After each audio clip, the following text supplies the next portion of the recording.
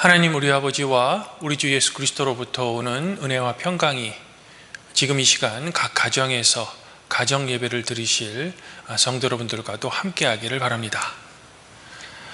성도 여러분, 우리 인간의 역사에서 도시가 형성되고 이 도시에 많은 사람들이 함께 모여 살게 되자 인류는 이제 법이라는 제도를 만듭니다. 이런 초기의 법들은 주로 무엇을 하지 말라라는 부정적인 그런 조항으로 되어 있습니다. 구약 성경에 나오는 십계명에서도 도둑질하지 말라, 살인하지 말라 등으로 이제 구성되어 있는 겁니다. 학자들은 이런 법을 은율이라고 했다고 합니다. 영어로는 실버 룰이라고 합니다. 이런 법은 우리가 살고 있는 이 동양권에서도 쉽게 찾아볼 수 있습니다. 예를 들면 공자는 논어에서 우리 인간이 하루 종일 그리고 일생 동안 반드시 행해야 할 원칙을 용서라고 말했다고 합니다. 그러면서 공자는 이 용서의 설을 다음과 같이 정의합니다. 용서의 선은 내가 하고 싶지 않은 일을 남에게 시키지 않는 것입니다. 어떤 이방인이 위대한 랍비였던 힐렐을 찾아왔다고 합니다. 그리고 그 이방인은 힐렐에게 다음과 같은 질문을 했다고 합니다. 선생님, 저에게 토라의 전체 핵심을 알려주신다면 제가 개종하겠습니다. 이에 랍비 힐렐은 다음과 같은 권면을 이 이방인에게 했다고 합니다. 당신이 싫어하는 일을 이웃에게 하지 마십시오. 이것이 토라의 전부이며 나머지는 그저 그에 대한 각주일 뿐입니다. 그러니 가서 이것을 공부하고 실천하십시오 라고 이야기했다고 합니다. 지난주에도 제가 설교에서 잠깐 언급했지만 우리 인간 사회는 이러한 최소한의 법만 잘 지켜도 정말 행복할 것 같습니다. 왜냐하면 우리 사회에서 일어나는 대부분의 이 좋지 않은 일들이 바로 이러한 최소한의 은율을 지키지 않았기 때문에 주로 발생하는 것 같기 때문입니다. 성도 여러분, 하지만 오늘 복음서에서 예수님께서는 이 은율에서 한 발 더 나가십니다. 바로 사람들이 당신에게 행하기를 원하는 대로 똑같이 당신도 다른 사람에게 행하십시오라고 말씀하고 계신 겁니다. 앞서 말씀드린 법이 무엇을 하지 말라라는 부정적인 조항인 반면 예수님의 이 권면은 지금 무엇을 적극적으로 하라라는 긍정적인 권면으로 되어 있는 겁니다. 보통 이것을 은율과 대조해서 황금률, 이른바 영어로 골든룰이라고 하는 겁니다. 그런데 예수님의 이 권면이 우리에게 더욱더 파격적으로 들리는 이유는 바로 이 황금률을 실천하는 그 대상입니다. 즉 예수님께서는 사람들이 당신에게 행하기를 원하는 대로 똑같이 이 다른 사람에게도 행하십시오라는 이 권면의 대상에 원수까지 포함시키고 계신 겁니다. 이를 표현하는 것이 바로 원수를 사랑하라 라는 거죠. 여기서 원수는 전쟁터나 전쟁터에서 만나는 적군이나 우리에게 직접적인 해를 끼치는 악한 사람일 수도 있습니다. 그러나 우리 자신에게 더욱더 큰 원수는 이런 불의의 사람들에게 대한 내 안에 느끼는 미움, 그리고 그 미움이 유발시키는 우리 자신의 파괴적인 행동들인 겁니다. 성도 여러분, 우리가 우리의 삶을 살면서 그저 만나기만 해도 화가 나거나 자신을 초라하게 만드는 그런 사람이 아마 한 명 정도는 다 계실 것 같습니다. 그런데 더욱더 안타까운 점은 이런 사람들을 향한 내 마음속의 미움, 그리고 회한이 우리의 삶을 오히려 더 비참하게 만든다는 겁니다. 그러면 우리는 이런 내 마음속의 화, 미움, 이런 감정들을 도저히 극복할 수 없는 걸까? 구약 성경에는 자신을 죽이려고 했던 원수를 용서한 지혜로운 한 사람을 만날 수 있습니다. 바로 오늘 구약 말씀인 창세기 45장에 등장하는 요셉입니다. 성도 여러분들도 잘 아시다시피 요셉은 자신을 미워하는 형들에 의해 이집트로 팔려갔습니다. 그곳에서 노예의 신분으로 고생을 했죠. 보디발의 아내 모함에 빠지고 그 일로 감옥에 갇히기까지 했습니다. 하지만 요셉은 이련 시련 가운데서도 늘 하나님에 대한 신뢰만큼은 잃지 않았습니다. 그래서일까? 요셉은 그 유명한 파라오의 꿈의 해석으로 이집트 총리의 자리까지 올라갑니다. 그 후 심한 가뭄으로 인해 식량을 얻기 위해 이집트까지 내려온 요셉의 형들을 극적으로 만나죠. 이른바 말하는 원수를 외나무 다리에서 만난 겁니다. 이런 요셉은 오늘 말씀에서 자신의 감정을 더 이상 숨기지 못하고 큰 소리로 울며 자신의 정체를 형들에게 드디어 밝힙니다. 성도 여러분, 그 순간 자신의 동생인 요셉을 알아본 형들의 마음은 과연 어떠했을까?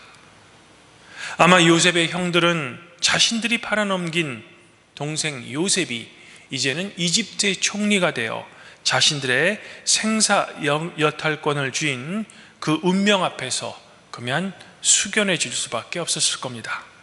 그들은 이제 우리는 죽었구나 라고 생각하며 절망의 늪으로 빠져들 것 같습니다.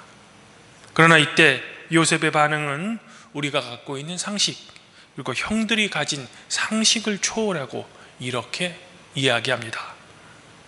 형님들, 이제 걱정하지 마십시오. 자책도 하지 마십시오. 형들이 나를 이곳에 팔아넘기긴 했습니다. 그러나 그것은 하나님께서 형들보다 앞서서 나를 여기에 보내셔서 우리 모두의 목숨을 살려주시기 위해 그렇게 하신 겁니다. 하나님께서 나를 형님들보다 앞서서 보내신 것은 하나님께서 크나큰 큰 구원을 베푸셔서 형들의 목숨을 지켜주시는 것이며 또 형들의 자손을 이 세상에 살아남게 하시려고 한 것입니다. 그러므로 실제로 나를 이리로 보낸 것은 형님들이 아니라 바로 하나님이십니다. 그 하나님이 나를 이리로 보내신 것입니다. 요셉은 자신의 삶을 근본적으로 위협했으며 죽음으로 내몰았던 형들, 아니 원수의 행위를 하나님의 위대한 구원의 역사라고 해석하고 있는 겁니다. 겉으로 보기에는 원수의 행위처럼 보이나 그것은 바로 숨겨진 하나님의 위대한 섭리였다는 겁니다. 이후 요셉은 자신의 친동생인 베냐민의 목을 얼싸안고 웁니다. 베냐민도 울면서 형 요셉의 목에 매달리죠. 그리고 요셉은 자신을 죽음으로 내몰았던 형들과 한 명 한 명 입을 맞추고 부둥켜 안고 서로 웁니다. 요셉은 자신을 죽이려고 했던 형들, 어쩌면 원수인 형들을 모두 용서한 겁니다. 그리고 이런 요셉을 구약 성경은 지혜로운 사람의 전형이라고 평가하고 있는 겁니다. 사랑하는 성도 여러분, 그러면 요셉은 어떻게 이런 행동을 할 수 있었을까? 그가 단지 성경에서 말하는 우리보다 지혜로운 사람이기에 이런 행동을 할 수 있었을까? 여기서보다 더 중요한 것은 과연 우리는 요셉이 보여준 이 엄청난 용서와 관용을 과연 우리의 삶에 실천할 수 있을까라는 질문입니다.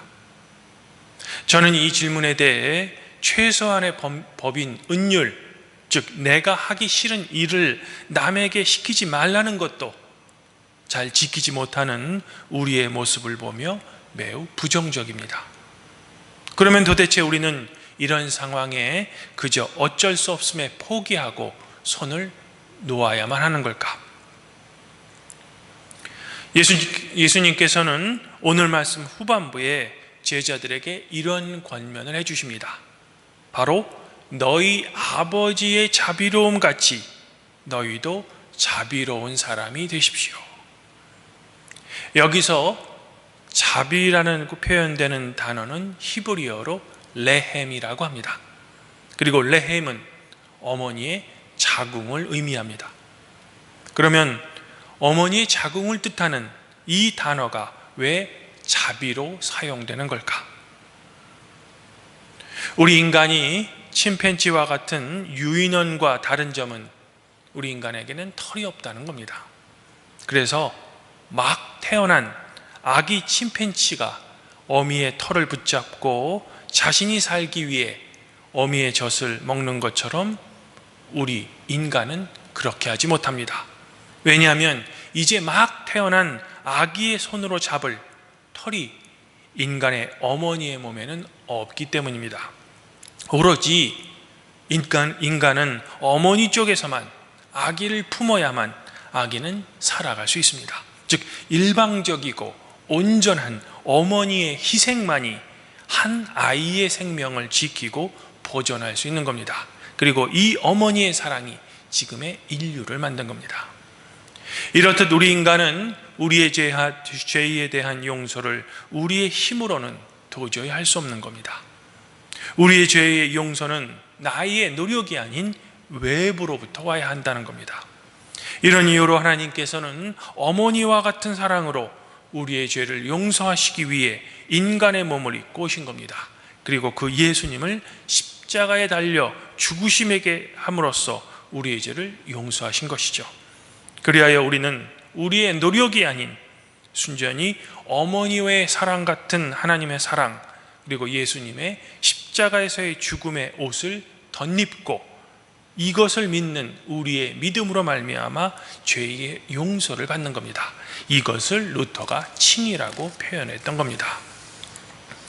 오늘 복음서에서 예수님께서는 이웃을 사랑하는 마음보다는 미워하는 마음이 내 마음속에 가득 찰 때 그 미움에 우리가 사로잡히기보다는 하나님께서 우리를 사랑하시는 그 자비의 마음을 떠올리라는 겁니다.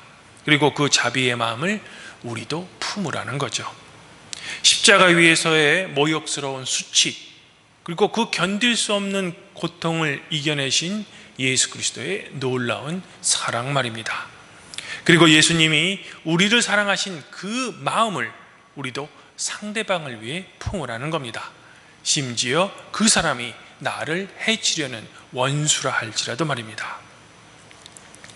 주님 안에서 한 형제자매인 팔복교회 성도 여러분, 저의 목양실 문에는 윤병상 목사님이 저에게 주고 가신 목판 글씨 하나가 있습니다. 바로 사랑만 하기에도 아쉬운 인생이라는 문구입니다. 윤 목사님이 어느 분에게 크게 화를 내시고 바로 후회하신 후에 새긴 문구라고 저는 전해 들었습니다. 우리 인간의 한평생 인생은 너무나도 짧습니다.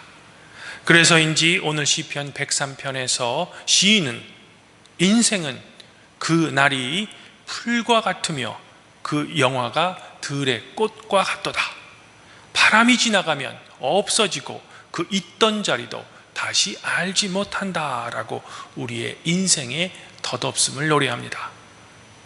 하지만 시인의 노래는 이런 인생의 허무에서 끝나지 않습니다.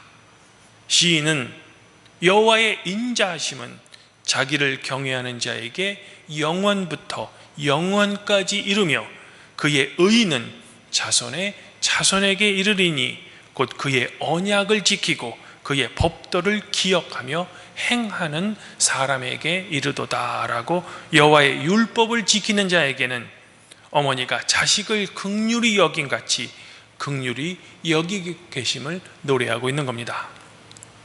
그러므로 사랑하는 팔복교회 성도 여러분, 혹시라도 여러분 안에 사람을 미워하는 마음이 생기면 그 마음에 사로잡히기보다는 주님께서 여러분들을 위해 죽으신 예수님의 긍휼과 자비, 즉 자식을 사랑하는 어머니의 연민을 여러분 마음에 떠올리시기 바랍니다.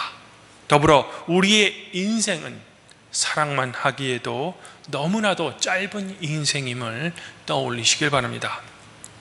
바라기는 아무쪼록 우리 발복교회 성도 여러분들은 이 세상을 살아가실 때 하나님의 자비로우신 같이 하나님과 이웃을 사랑하시기를 저는 지금 소망해 봅니다. 그리고 나의 원수를 사랑하지는 못할지라도 최소한 나와 내 가족이 하기 싫은 일은 이웃에게 강요하지 마실 것을 권면드리고 싶습니다. 우리가 그러한 삶을 살아가도록 부단히 노력할 때 연민과 자비가 풍부하신 하나님 아버지로부터 오는 놀라운 지혜, 그리고 그분의 한없는 용서가 성도 여러분들 자신과 여러분들의 가정에 충만하시기를 우리의 유일하신 선생이신 우리 주 예수 그리스도 이름으로 간절히 축원드립니다. 그리하면 모든 지각에 뛰어나신 하나님의 평강이 그리스도 예수 안에서 성도 여러분들의 마음과 생각을 지키시리라.